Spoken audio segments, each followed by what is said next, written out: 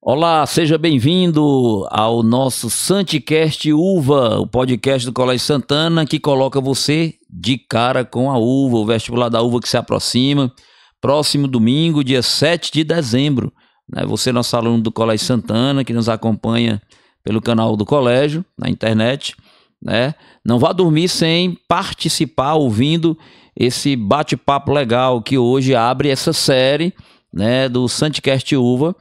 Nós teremos aí 4 episódios até sexta-feira, abordando aí algumas temáticas relacionadas às especificidades desse vestibular da nossa Universidade Estadual Vale do Acaraú.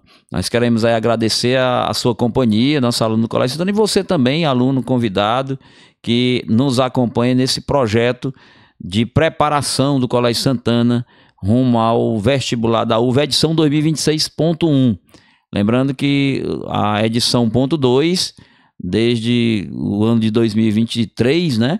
22 e 23, ele traz aí o Enem, a nota do Enem, como parâmetro de entrada, de ingresso na universidade. Ainda a edição ponto 1 da UVA traz nessa prova tradicional, com uma mudança no ano passado, né? Nós já temos aí uma experiência de uma prova somente, né, pela manhã, com a mudança na quantidade de questões, e a prova da tarde sendo de redação. Quando eu falo prova da manhã, com a aplicação de conhecimentos gerais e objetivas, que virou uma prova objetiva, conhecimentos específicos, perdão, né? Então, e hoje aqui estamos com os nossos professores de história, né? Sobretudo história regional, o professor João de Deus conosco. Seja bem-vindo, professor, obrigado por mais uma vez estarmos juntos, né? É sempre um prazer acompanhar esse bate-papo agradável, também com nossos alunos. Nossos alunos, né, João? E o professor Liberato, Júnior Liberato conosco. Seja bem-vindo, obrigado pela sua presença, sua participação.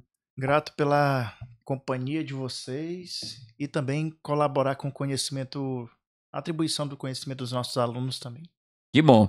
Mandamos aí um abraço, né, ao nosso professor Júlio César, nosso professor de História Geral do Colégio Santana, também nos acompanhando. Ele que com certeza tem a sua contribuição, esteve aí com os nossos alunos na parte de História Geral. E hoje nós não falaremos sobre história do Brasil apenas, né, porque o Ceará faz parte desse país tão maravilhoso. Mas como a prova da uva, né, ela tem essa diferença, esse aspecto diferenciado de trazer a questão da história do Ceará para a sua prova, a gente sempre traz essa importância nas nossas aulas, né, nesse período final de acompanhamento. Nós teremos na sexta-feira, com certeza, a presença do professor Simon aqui conosco, encerrando essa série de Santicast Uva, e ele vai falar sobre as obras, e essas obras que esse ano, nessa edição, contemplou, reverenciou autores genuinamente nordestinos, né? Temos, inclusive, autores, professores da universidade. Assim como na quinta-feira receberemos, você que nos acompanha, marque aí na sua agenda, nosso Santicast Uva da quinta-feira, terá a presença do professor Vicente Júnior, coordenador do curso de Letras da universidade, e também autor de uma das obras indicadas, né, para esse vestibular. Então, pensando nessa questão da regionalidade, da questão da história do Ceará, o que é que a gente espera, professor João, começando, né, por você, rapidamente nesse preâmbulo, o que se esperar dessa prova da uva, nesse modelo novo, né, e principalmente a gente já pode esperar uma abordagem de questões de história do Ceará. Boa noite, Célio, boa noite os nossos queridos alunos. Bem, geralmente o que a uva cobra sobre a história do Ceará, com mais frequência, é sobre colonização e também economia do Ceará. Sim. Em número de questões, o que se destaca é isso, como foi a nossa colonização e quanto à nossa economia. Seriam esses dois pilares, Os né? pilares são esses. Claro que tem aqueles temas satélites que de vez em quando aparecem, mas o que a uva costuma cobrar mais é isso: colonização e economia do Ceará. Professor Júnior? E também a questão da povoação, né, do povoamento, tipo a importância do indígena. Tanto que se dizia, João, que os indígenas cearenses, os brasileiros, eram muito afetuosos, mas especificamente o cearense era mais arisco, era muito mais violento E pensando nisso daí é que as pessoas começam então a falar que o cearense tem então sangue forte, o sangue livre, o sangue de pessoas que não aceitam então pegar em seus braços e suas mãos, vetando ainda mais a importância da condição dos indígenas. É citado também os Tremembés, os Tabajaras da Serra da Ibiapaba, entre outros mais, essa questão aí. Inclusive, tem até mesmo uma diferença, viu, João? Os nossos alunos, eles se confundem muito quando vão falar sobre a condição da uva em relação à UES. Porque na UES é falado sobre história de Fortaleza e história do Ceará. E aqui na uva, como parâmetro também para filtrar ainda mais esse conhecimento, história de Sobral e história do Ceará. Perfeito. Inclusive no programa, né, de conteúdos que a Uva coloca no seu edital, ele especifica realmente alguns pontos, né? E ele traz essa questão aí da ocupação do Vale do Acaraú, né? E Sobral entra nessa temática, né? Inclusive como polo hegemônico, se ele fala, na região norte do estado, né? E também como uma base estrutural da nova sociedade. Então Sobral acaba, né? Porque, na verdade, Sobral é muito reflexo da ocupação do próprio Ceará, né? A nossa capitania, ela foi colonizada tardiamente, né? E nem ficamos totalmente independentes, porque nenhum capitão, nenhum governador-geral, nenhum teve a intenção de colonizar, povoar, mas sim fortalecer o litoral norte e nordeste. Porque aqui no Ceará, na nossa capitania, o capitão donatário daqui, o primeiro capitão donatário, nem aqui esteve. Esteve no Brasil, mas não vi. Por quê? Porque no Ceará não se tinha ouro, riqueza. O plano B era cana-de-açúcar, mas todo mundo sabe como é o clima aqui, né? É impróprio para isso. Então, o que deu certo aqui foi a pecuária. E deu muito certo, né? Deu muito certo. Se interiorizou pelo Rio Acaraú e Rio Jaguaribe. E nessa interiorização desse povoamento do interior, foram surgindo as fazendas, né? As estradas para o interior do Ceará foram esses dois rios. E Sobral é fruto, né? Essa perspectiva de povoamento, porque foi uma fazenda que nasceu ao longo do rio Acaraú. Né? Os dois principais rios que adentravam no Ceará eram ainda é, né? O Acaraú e o Jaguaribe. Então, Sobral nasce dessa interiorização da nossa capitania. E não foi nem algo planejado, né, João? Não foi nem algo assim que a gente possa dizer que já estava nos projetos. Aqui era simplesmente o local, o canal de passagem. E quando eles perceberam que o gado saía do Pernambuco gordo, rumo a São Luís do Maranhão, mas eles não conseguiam permanecer gordo como eles tinham saído, eles começaram então a estudar. Por isso que Francis Bacon, um filósofo, ele diz que conhecimento é poder. Por conta que um comerciante ali próximo da Praça de Cuba, ele estudou sobre os egípcios. Como é que eu posso fazer para a carne permanecer sem apodrecer durante mais tempo? Carne do charque, carne do sol. E Sobral, o sol que tem é sol, né? Verdade. Então foi algo que foi certo, deu muito certo. O gado que passava por aqui e o conhecimento que uma pessoa estabeleceu e começou a ensinar para os outros. Então foi, vamos dizer assim, uma coincidência, uma feliz coincidência. E quando a Uva trata dessa cultura sobralense, né? Porque ela traz na sua programação, né? Para o nosso aluno acompanhar e quem sabe cair uma questão sobre cultura, a importância da cultura sobralense no restante do estado. O que é que a gente pode destacar dessa cultura, né? Como riqueza, como algo que que foi perpetualizado ao longo do tempo. O que é que a gente poderia destacar dessa cultura sobralense? Não essa cultura que a gente brinca hoje, a cultura dos Estados Unidos, né? Da América, aquela coisa toda, mas nessa época aí, né? A história remota mesmo de Sobral. Quando se fala de cultura, nós podemos destacar o que, meus queridos professores? É sobre a cultura em relação ao vestibular da uva, né? Não, a cultura, a uva traz a cultura do povo de Sobral, né? A cultura sobralense como importante no contexto histórico do estado. Então, mas assim, em questão mesmo das questões da uva. Sim. O elemento primordial que se tem é graças às obras. História de Sobral de Dom José. É muito a herança religiosa.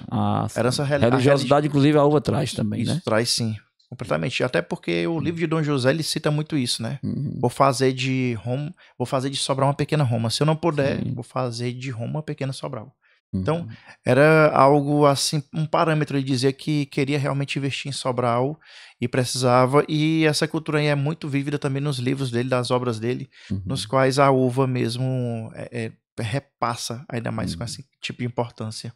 Entendi. E há vários aspectos da nossa cultura, principalmente já no século XIX, século XX, Sobral era um polo muito importante aqui no Ceará, né? Principalmente com a construção da estrada de ferro, Sobral Camusim, as mercadorias vinham Uma rota comercial, uma rota né? comercial. E também, para você ter uma ideia, o nosso museu, o nosso Teatro São João é mais antigo do que o Teatro José de Alencar. Já se tinha essa preocupação, né? Formou-se aqui uma elite, nós chegamos a ter 2 senadores do Império. Inclusive um deles, o senador Paulo Pessoa, morou aqui, onde hoje é o Colégio Santana, né? Na casa dele. E no prédio do Santana. E uma cultura, na época, afrancesada, né? E Dom José dá o seu requinte, claro. Como é que a gente chama aquela rua ali que passa no Arco? Não é Avenida do Arco, é Boulevard do Arco, né? Verdade. Aqui, no próprio Colégio Santana, se ensinava o francês, né? Olha aí. Ninguém pode deixar falar em cultura sem falar em Dom José, né? Isso. A figura de Dom José, que é o Colégio Sobralense, o Colégio Santana, né? A preocupação dele, né? Com a cultura. Então, isso vai moldar a sociedade sobralense. Dom José realmente é uma figura icônica, né? Nessa questão inclusive de trazer não só essas obras, né, que nós temos hoje, né?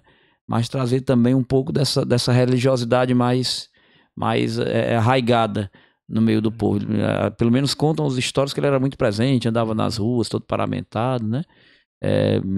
Conversando recentemente com o historiador de Sobral, ele dizia que aqui perto do Colégio Santana ele costumava sair abençoando com água benta algumas pessoas que ficavam na calçada, né? Então era um gesto muito comum. Eu não sei se, assim, eu pergunto se a dimensão que hoje Dom José tem para Sobral, ele também é visto no restante do estado, ele tem essa força de expressão como um homem além do seu tempo, né? Como, claro, com tudo que ele fez na época, os prédios que ele construiu, ele é visto hoje como uma figura realmente importante assim na história do Ceará? Ou isso é uma visão muito nossa, muito sobralense, né? Creio que é regional, nessa região de Sobral, região norte, é muito presente. Porque a gente tem um pouco a figura do Padre Cícero, sim. que era mais aquele catolicismo popular, aquele catolicismo místico, né? Já Dom José não, Dom José era aquele catolicismo romanizado, né? Com ligação direta com Roma, enquanto o Padre Cícero era aquela coisa mais popular, dos milagres, né? Por isso esse ofusca um pouco, né, no Ceará, a figura de Dom José. Mas claro que na nossa região ele é bem conhecido, tem obras espalhadas, né, em toda essa região. Mas no Ceará também, assim, ultimamente, não tanto quanto antigamente, né? Mas é uma figura conhecida, principalmente na nossa região. Esse ano houve, né, mais ênfase, né, por conta da passagem dos 110 anos, é isso? Então, houve muitos eventos, né, atividades ligadas à questão social e política na cidade, relembrando também essa trajetória, né, de Dom José como essa pessoa tão importante para a cidade de Sobral. Então, professor João, seria Padre Cícero está para Juazeiro, como Dom José está para, né, sul e norte, digamos assim, do estado, né? A uva também traz aqui a zona norte do estado, no contexto político, a sua importância, né? No contexto político e econômico, nós já conversamos um pouco, né, sobre essa questão do gado e tudo, sociocultural do Ceará. Falando especificamente sobre política, né, aqui nessa região norte, que a gente poderia trazer de ganho histórico pro estado do Ceará, falando exclusivamente de política na região norte. Nós podemos ter algum destaque, alguma coisa que a gente poderia aqui conversar um pouco? O mais recente é a questão do governo das mudanças, né? O governo das mudanças pegou, então, algumas obras que tinham iniciado através da diocese, como, por exemplo, o que Padre Biapina tinha feito ali no açude do Forquilha. Ele iniciou e o governo das mudanças, então, ampliou, melhorou. A questão mesmo da seca era muito, muito presente. É tanto que as pessoas até mesmo falavam de forma pejorativa, chamavam indústria da seca. As pessoas recebem dinheiro do governo, não investem e o governo ele permanece da forma como está. Então foi um movimento mesmo um movimento repetindo contrário à cultura da época. Eles começaram então a investir em Poço Profundo, começaram então a investir em açudes. O objetivo era com que essa indústria da seca não fosse mais necessária para o Ceará. E a gente realmente, assim falando enquanto cearense, né? A gente deve muito sobre, a grosso modo mesmo, desse período, porque ajudou muito, demais. Isso daí é uma importância política da época. E até mesmo falando sobre o que o João de Deus falou aí, sobre a Estrada de Ferro. A Estrada de Ferro nem por aqui iria passar. A rota inicial seria de Camocim até o Piauí, Crateús, que na época era Piauí. Mas, graças a algumas pessoas caricatas bem importantes daqui de Sobral, a Estrada de Ferro foi obrigada a passar por aqui. Então, a figura política começa a ter um apreço bem maior. Interessante. Aquela Estrada de Ferro, a maior parte dela foi desativada, porque o que sustentava aqui era o café que vinha daquela região ali de Massapê, Martinópolis, Granja. Hoje em dia não tem mais o comércio do café tão forte. E a Estrada de Ferro hoje, a principal empresa que se tem ali é através da Votorantim. Sim. O seu João quer acrescentar alguma coisa do aspecto político de Sobral em relação ao restante do estado, né? Aqui durante a ditadura militar, tivemos muitos políticos sobralenses importantes no Império. Como eu já disse, tivemos 2 senadores do Império, etc. Mas a partir da República, a gente entra com o coronelismo, com as práticas do coronelismo, chega a República Velha, né? E a gente destaca desenvolvimento mesmo em Sobral, político, né? Mas não aquele político partidário, mas no sentido de fazer uma política, não vou dizer assistencialista, mas de ver o mais pobre, foi o Dom José. Sim. Que teve essa preocupação maior com os pobres de Sobral, com construir a Santa Casa, né? Para quem não sabe, amigo, só a partir de 1988 é que a saúde e a educação tornaram-se universal. Antes, tinha colégio público, mas você pagava. Tinha hospitais públicos, mas você pagava. Você tinha que ter a carteira do NPS, né? Ah, sim. Né? E no colégio era caixa escolar. Isso. Daí, Dom José criou o quê? Criou a Santa Casa para atender essas pessoas que não tinham emprego formal, né? Interessante. Então a gente vê uma figura política, não no sentido partidário, né? Mas é o próprio Dom José. Ele assume, né? Esse viés de, vamos dizer, benfeitor da cidade. E falando, a gente falar de política é falar também de golpe, né? E lá no programa de conteúdos que a UVA apresenta aos nossos candidatos, aos nossos alunos, não vá dormir sem antes ouvir aqui a nossa conversa sobre a história do Ceará, falar do golpe de 1964, que é também um assunto que a UVA traz como possível, né, de estar presente na prova de domingo. E quando fala de golpe militar de 64, a gente remete muito à questão do Sul, né, aquela questão toda, mas também existe a questão dos coronéis, né? Então, como é que a gente pode fazer essa associação do golpe de 64, a importância, que ninguém pode falar de importância de golpe, né? Mas qual seria a associação que a gente pode ter especificamente do estado do Ceará nesse golpe, né? Seria só a partir dos coronéis? Existe alguma particularidade? Os coronéis aqui se acomodam no poder e se revezam no poder. Vez por outra, tinha um racha, né? Que nós tivemos... Não era tão comum? Não era tão comum, era mais uma acomodação das forças, né? Todo mundo na arena. O partido, na época, só podia ter 2 partidos. A Aliança Renovadora Nacional. Era o partido que apoiava o regime militar e o MDB era a oposição permitida. Aqui todo mundo era arena. Tanto em Sobral também, essas disputas políticas em Sobral, aí tinha Arena 1, Arena 2, né? Podia indicar 2 candidatos o partido. Aqui nós tivemos Vigílio Távora, Coronel Adalto Bezerra, César Caus, onde... E por último, o Totó, chama Totó, né? Que... Gonzaga Mota. Gonzaga Mota. Que o Ceará praticamente quebrou, meu amigo Arcélio, No governo. o governo dele. Não tinha nem dinheiro para pagar funcionários, pagava com os tickets que ele Sim. trocava, né? As As gonzaguetas, né? Gonzaguetas, né? Gonzaguetas, né? Gonzaguetas. Mas a nossa política girou em torno desses coronéis Uhum. e do arranjo político entre eles e os prefeitos, né? Os seus grupos políticos. Tinha um grupo do César Carlos, tinha um grupo do Adalto Bezerra. Ninguém precisou derrubar ninguém aqui no Ceará, porque já era uma hegemonia Já vem... militar, né? já vem, enfim, com a queda de João Goulart, a acomodação aqui foi feita mesmo por esses coronéis, né? Que Foi uma revezavam. composição que iam, né? É porque não existia eleição para governador, era indicado pelo presidente. Uhum. O presidente indicava um coronel, o coronel indicava o prefeito da capital. Sim. Então, e assim ia se formando esses arranjos políticos aqui no Ceará. Teve alguma liderança cearense dentro desse período histórico, professores, que lutou muito radicalmente contra esse modelo, né? Porque realmente a repressão era muito grande, inclusive física, né?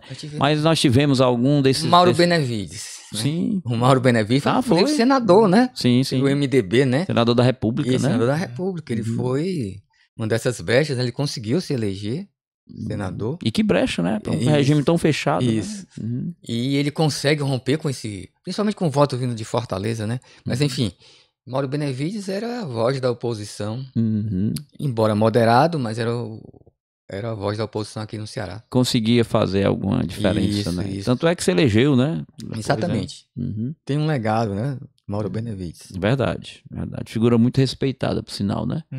Também outro tema que a universidade traz, né, como possível estar na prova de domingo, seria a questão da crise no sistema colonial, rebeliões, né, revoltas emancipacionistas. A gente pode citar algum assim de destaque, que a gente possa olha, isso daqui é interessante. Podemos começar com a que aconteceu aqui mesmo. Em Sobral. Aqui em Sobral, vamos em Sobral. Você podia falar, Júnior, tem o Caldeirão... É o Caldeirão de Juazeiro do Norte. Juazeiro, né? Que jamais pega a história do Ceará, que o Caldeirão foi o nosso Canudos, né? Nós tivemos aqui em Sobral, né, a sedição. A sedição de Caldeirão Sobral. Seria a sedição de Juazeiro? Não, o Caldeirão... Dois movimentos diferentes. Eram movimentos distintos. Sim. O de Juazeiro foi mais um tanto quanto religioso, mas também... A sedição de Juazeiro, né? O mais representativo mesmo é a Confederação do Equador, né? Confederação do Equador, mas assim, quando diz que o Ceará fez parte da Confederação do Equador, é um pouco equivocado, porque uma cidade que teve uma grande importância nesse momento foi Senador Pompeu. Então assim, não foi o Ceará inteiro, mas...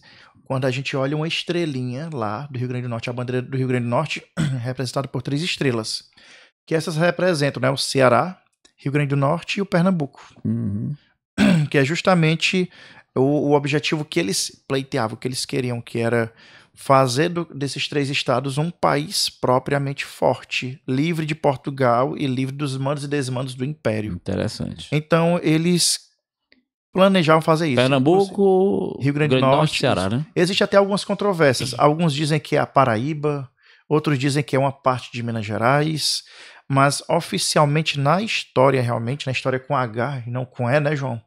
É que seria Ceará, Pernambuco e o Rio Grande do Norte. Nós tivemos falando sobre a Confederação do Equador, o Padre Mororó, que é aqui de Groaíras, né? Padre Mororó. Foi um dos mártires da Confederação do Equador. O próprio padre José Martiniano de Alencar, da sedição de Sobral, ele participa da Confederação do Equador. Devido aos seus relacionamentos, ele consegue escapar. Aproveitando aí o gancho da sedição de Sobral, professor, você poderia falar um pouco sobre isso? Foi em 1840, chega em Sobral o governador... que na época é chamado presidente da província, né? Mas vamos, governador do Ceará. Como se fosse a figura hoje, né? Hoje, como se fosse o governador do Ceará. Era o padre José Martiniano de Alencar. Sim. Pai do escritor José de Alencar. Pai do escritor. Padre mais pai. Amigo, importante esse Não, esse é porque, meu amigo, é sério, ele...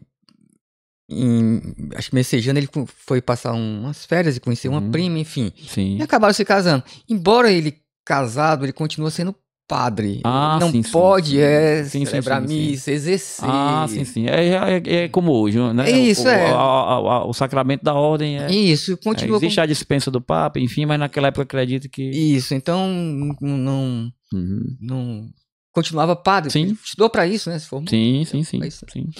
E ele veio para cá, ficou hospedado aqui, onde era a casa do senador Paulo Pessoa. Claro que não era esse prédio, era só um andar, um casarão. O Colégio Santana, né? E Nós estamos falando dessa casa Santana, aqui. exatamente. E no dia 11 de dezembro, houve um confronto entre as tropas do governador, que estavam aqui, e o coronel Torres, que era inimigo político do governador, e se recusava a mandar a Força Pública de Sobral, a Polícia de Sobral, combater os balaios no Piauí. É uma revolta que atingiu o Piauí, o Maranhão, mas também o Piauí. E ele se recusa essa ordem do governador e ataca o governador que estava aqui. Ah, interessante. Houve toda uma noite de tiroteio, 11 pessoas morreram. Foi mesmo. 11 pessoas morreram e o coronel Torres, ele sai de Sobral, ele foge de Sobral. Ele saiu derrotado. Saiu derrotado. Tanto é que Sobral era uma vila, né? Vila Real de Distrito de Sobral. E quando Sobral passa a cidade, em 1841, passa com o nome de Fidelíssima Cidade Januária do Acaraú. Fidelíssima porque se manteve fiel às tropas do governo. Interessante. Por isso daí esse nome, né? Fidelíssima Cidade Januária do Acaraú. Então essa é a sedição de Sobral. A sedição de Sobral. Aí Januária, puxa saquismo, era a filha de Dom Pedro, né? A princesa Januária, por isso nós somos a princesa do norte. A preferidinha. Aí Januária é porque a princesa... Era a princesa, legal, né? A filha mais jovem. Só que o pessoal não gostou muito do nome, 2 anos depois voltou a se chamar Sobral. Sobral, né? Na verdade foi uma estratégia aquilo ali, porque pra Sobral ser visto como cidade, precisava da assinatura dele. Como é que a gente vai conseguir a assinatura de um homem que é super mega ocupado? Então foi uma estratégia. Vamos botar o nome da cidade de Sobral e vamos botar o nome da tua filha, quer não? Ah, sim. Então, naquela época já existia é um lobista, né? É o lobby, né? Lógico, né? Cada pessoa então vai convencer de acordo com a sua retórica, né? Então a gente pode destacar essas sedições como revoltas, né? Revoltas, aqui em Sobral tem o Caldeirão, que é lá em Juazeiro, né? Prato, na verdade. Região Sul, né? Região Sul. Caldeirão é exclusivamente da região Sul. Então nós podemos citar então aqui nesse contexto as sedições de Sobral e Juazeiro e mais o Caldeirão. Podemos falar rapidinho do Caldeirão? Caldeirão é mais presente mesmo na UES, né? Professor? Então... É mais presente na UES, não tanto na UVA até o momento, né? E tem até uma controvérsia também, a questão de...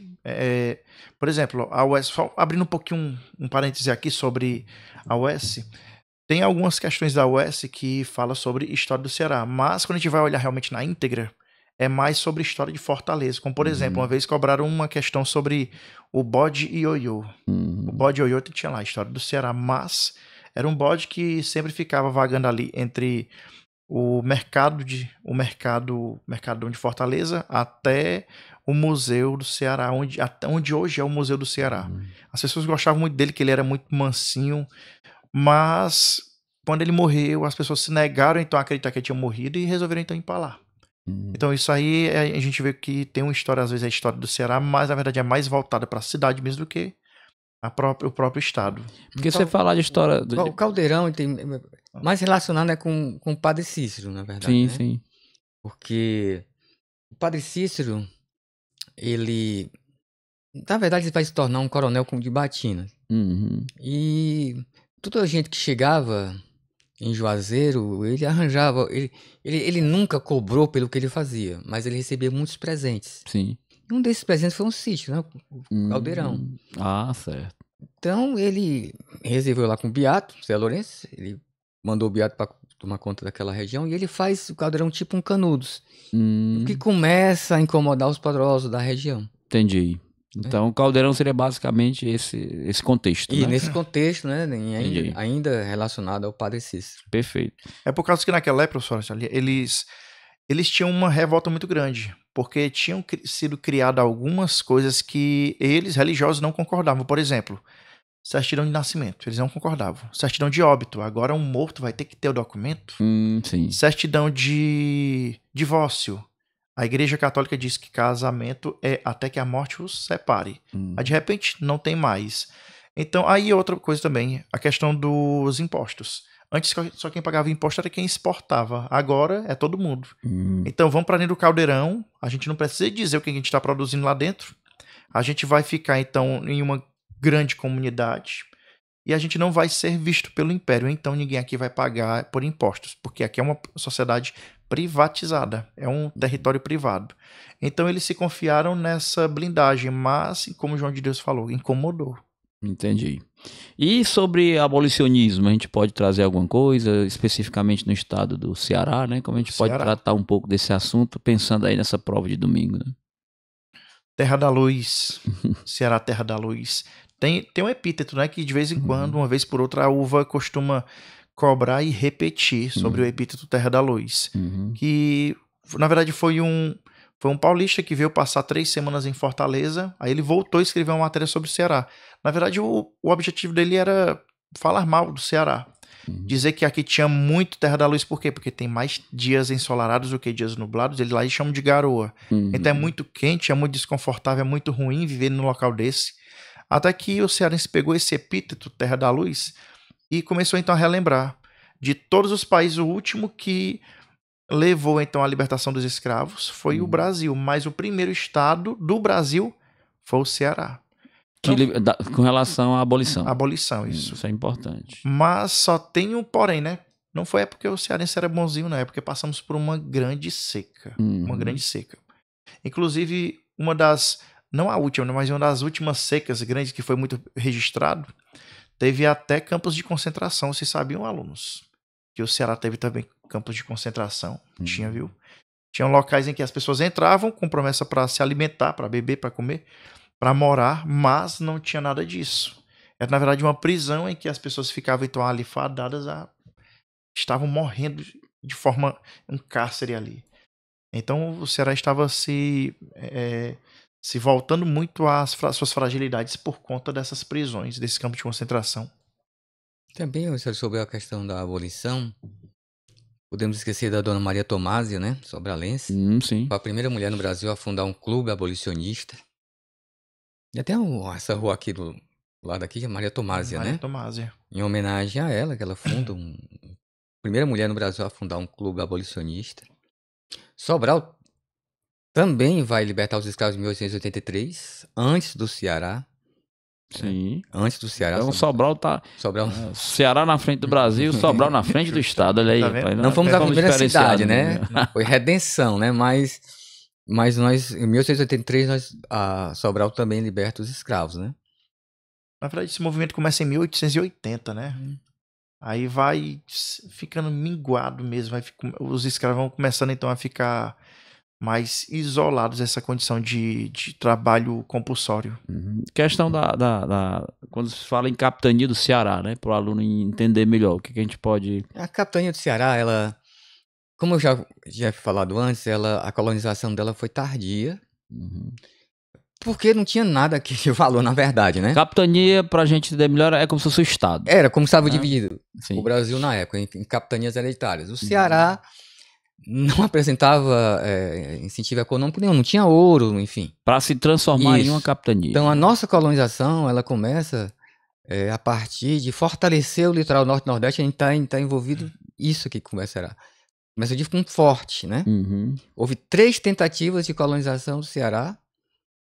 Primeiro foi os padres jesuítas, um aldeamento aqui na Serra da Ibiapaba. Os índios acabaram, ataques indígenas. Depois Pero Coelho foi o nosso primeiro Forte São Tiago.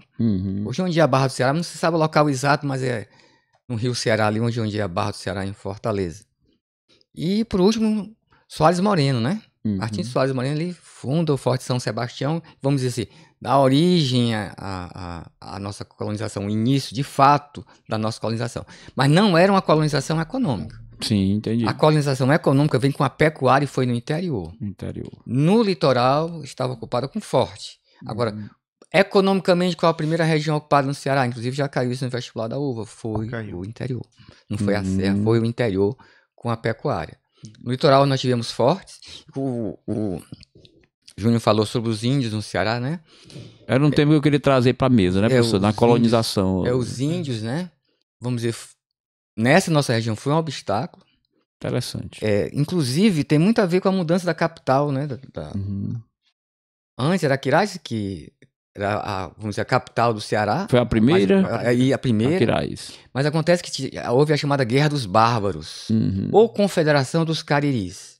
Pela primeira vez, vários tribos indígenas se unem para atacar as vilas portuguesas. Então se mudou a sede para Fortaleza, porque ela tinha um forte. Entendi. Mudou a Sai sede de Aquiraz para Fortaleza. Então, nós só tivemos duas capitais, Aquiraz e Fortaleza. Mas mesmo Fortaleza, por incrível que pareça, sendo a capital, durante o ciclo da pecuária, Aracati era a cidade mais importante, a mais rica. Fortaleza só vai se tornar o centro econômico com algodão, com o ciclo do algodão. O forte do Mucuripe, né? Porque durante a pecuária, né, o ciclo da pecuária, Aracati era a cidade mais importante. Era o centro econômico, vamos dizer assim, mesmo não sendo a capital. Sim. A capital era Fortaleza. E isso vai mudar quando a Guerra Civil Americana, em que vai deixar de exportar algodão para a Inglaterra, aí o Brasil começa a exportar, e nisso se insere o Ceará, e Fortaleza é o principal porto de exportação. Aí Fortaleza passa a ser, com algodão, a principal centro econômico do estado. Os índios, na verdade, viviam em aldeias. Em aldeias. Hoje ainda existe algum registro histórico, alguma reticência, algo que se possa ainda... Existe. Em que região essas aldeias estavam aqui? Olha, claro que houve um processo de aculturação forte, muito forte, que nós próprios, né, até desconhecemos. Temos ainda os Temembés, eu inclusive... São os mais falados. Inclusive, nós fomos numa aula de campo, com a nossa amiga Vanúzia, professora de geografia, isso, né? E nós fomos conhecer uma tribo indígena, mas os meninos ficaram um pouco decepcionados, porque não era uma oca, eram casas, né, normais, etc, né? Interessante, né? E o nome deles é Pedro, João... E não aquelas derivações. O processo de colonização, aqui, no Ceará também, foi muito... além do etnocídio, né, que aconteceu aqui, a cultura também indígena, as tradições foram quase que exterminadas também, além do etnocídio, né? Sim.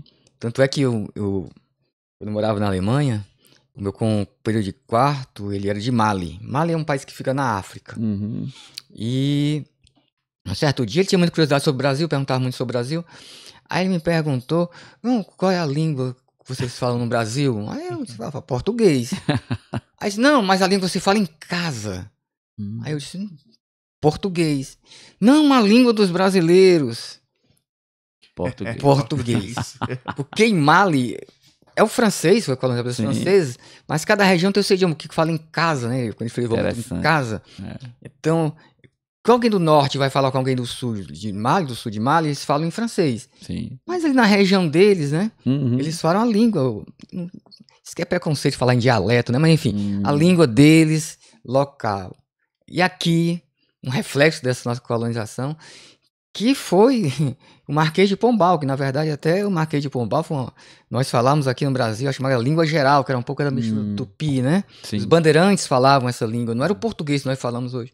Interessante. Né? A maioria falava a chamada língua geral. Foi a partir de Marquês de Pombal que impôs o português como língua oficial. Língua oficial.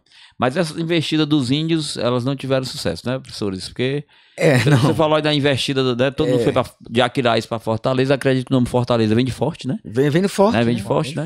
Mas essas investidas, embora eles tenham, né, se organizado em aldeias, em uma única investida, não houve nenhum tipo de avanço, digamos assim, na tomada. Né? Vários motivos, questão bélica, questão cultural, né? Enfim. Mortes, houveram muitas mortes. Demais, né? Às vezes a história não traz muito esse relato, né? Me parece que fica muito na linha do Apache americano, né? Mas aqui no Ceará a gente teve também esse tipo de combate, né? Sim. Índio e colono. Aqui na Serra da Ibiapaba tivemos. Pero Coelho venceu, né? Aqui na Serra. Aqui na Serra da Ibiapaba. Da Ibiapaba, né? Mas enfim, tivemos sim um extermínio total. Aqui. Até que quando a gente vai falar sobre a sedição do Ceará, até a colonização, é um pouco mais de 60 anos. 1535 até 1603. Uhum. Quando eles chegaram aqui 2 anos depois, 1605, teve a primeira grande seca registrada na história. Uhum. Então, para eles foi muito difícil. O que era mais complicado ainda, além, logicamente, do desafeto dos indígenas, também era a questão da vegetação. Eles chamavam a caatinga de mata cinza, mata sem vida. Eles diziam que era uma mata muito diferente porque eles só tinham visto aqui, até mesmo porque a caatinga, geograficamente, Sim. é 100% brasileira. E olha, na nossa colonização mesmo, Martinho Soares Moreno, que de fato deu origem à nossa colonização aqui no Ceará, ele foi soldado de Pero Coelho. Mas ele viu como os soldados tratavam os índios e tal, então ele usa essa para conhecer a língua indígena, ele aprende a língua indígena, entende como os índios se comportam, e quando dá a sua expedição para fundar o Forte São Sebastião, ele faz aliança com o chefe da tribo Jacaúna. Sim. Mas depois manda exterminar todo mundo. Meu Deus. O final da história não é da história. É negócio, né? Casamento por conveniência, né? É verdade. Estamos caminhando aí para o final do nosso primeiro Santicast Uva. Hoje tratando sobre o tema História do Ceará com os nossos professores João de Deus e Júnior Liberato. Mas eu não queria sair sem fazer uma pergunta que hoje, quando a gente conversava aqui no colégio, os alunos, professor, é bom perguntar, porque é uma curiosidade também muito, acho que muito do sobralense, né? O nome Sobral, né? A gente tem visto aí várias teorias, né? Algumas já repetidas, outras... Recentemente li algo sobre, em um jornal de Fortaleza, sobre questionando essa questão, né, de como chegou-se ao nome Sobral. O que é que nós temos hoje, vocês como historiadores, né, de verdadeiro para hoje morarmos na cidade de Sobral? Eu acho muito parecido com o Ceará. De onde vem o nome Ceará? Há muitas especulações. Também, né? Também. Do próprio nome do estado, né? Isso, o próprio nome do estado. Já traz essa... o Canto das José de Alencar, Jandaias. o Canto das Jandaias, né? Mas isso são especulações. Não tem nada registrado Nada. historicamente, assim, que a gente possa...